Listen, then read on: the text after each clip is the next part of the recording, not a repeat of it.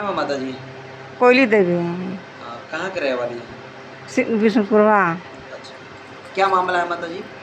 मामला यह जमीनी खबर ये हमार दगदीश के वट हमार जमीन हड़पत हमें। कहाँ जमीन बा? वही बा विष्णुपुरवा में। विष्णुपुरवा। हाँ। कितना जमीन है? 2.25 डिसमिल है बा। 2.25। हाँ। के कब्जा करा था? दगदीश के वट। क्यों? अब हमार बहन की जमीन ले ले बाटे, अब नामो नहीं कैले हमें वही नाते हड़पत हमारो जमीन ले लेते हमें। ये बात बा। इसकी सूचना पुलिस प्रशासन को दी है? हाँ देले रहनी बाकी केहू सुनवाई नहीं होता। हाँ। कहाँ दी है इसकी सूचना? इंजीनियरिंग कॉलेज में देले रही हैं। और कहाँ हो? वरिष्ठ पुलिस अधीक्षक के हैं और उसका थाना दिवस पे। पूरा प्रकरण क्या है आपका? देखिए मामला ये है कि बिशुनपुरवा में ज़मीन 172 में जो है हमारे मौसी जी का नाम गुलेछी देवी और माता जी का नाम कोयली देवी। ये 4.5 डिसमिल का है। 4.5 में 2.25 मेरी मौसी जी बेच दी हैं। ये ज़मीन कैसा बंजर या?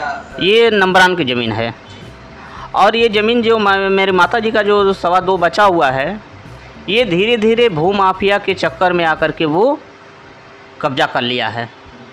और वो कब्जा करने के बाद हम लोग जब भी जाते हैं तो हाँ 50 लड़के और 50 महिलाओं से कम नहीं होंगी जो वहाँ आ जाती हैं और गाली गलौज और मारने की धमकी भी दी है। और वहाँ भू माफिया है वो मुझे गोली मारने की धमकी भी दिया है।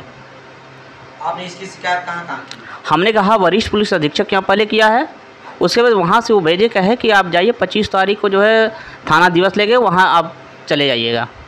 हम वहाँ गए, वहाँ जाने के बाद जो है वहाँ फिर बुलाया गया कि अब किस सैटरडे को ये कहे कि दूसरी बार होगा तो आप चले आइएगा। लेखपाल साहब और चौकी से गए थे जो दरोगा अखिलेश सिंह, इन्होंने जो है हमसे आकर के ज़बरदस्ती कह रहा है कि आप सही बोलो, आप गलत बोल रहे हो, सही मामला है क्या? जो मेरे नंबर की ज़मीन है मैं उसके लिए लड़ रहा हूँ, मैं और किसी के लिए नहीं। लेकिन वो मुझे ज़बरदस्ती कह रहे हैं कि आप हमें बताओ कि क्या सही चीज़ है, जैसे चोरों की तरह या कोई डकैती पड़ी हो उस तरह की ये हमसे पूछा जाता है। और इसके बाद मैं फिर आज मैं गया तो लेखपाल साहब कोई रिपोर्ट नहीं लगाए और पता नहीं कैसे 3 महीने के अंदर ये हट गए। जब भी ये हमारे ज़मीन पर कुछ भी रिपोर्ट लगाना होता है तो कुछ नहीं लगाते हैं और बोलते भी नहीं हैं। और बोलने के बाद ये पता चलता है कि दूसरे लेखपाल साहब आ गए हैं, अब फिर से आप एप्लीकेशन दें। किसी के दबाव से ऐसा हो रहा है क्या? ये दबाव से, ये भू माफिया के दबाव से हो रहा है। किसी नेता के दबाव से? नहीं भू माफिया ये डीलर जितने हैं यहाँ डीलर के माध्यम से ये सारा चीज़ हो रहा है। आज समाधान दिवस में आज लेखपाल आए ही नहीं थे। पता चला कि वो जो है रिजाइन दिए या क्या दिए, अब ये नहीं पता। ये दूसरे लेखपाल साहब आ गए उनके जगह पे।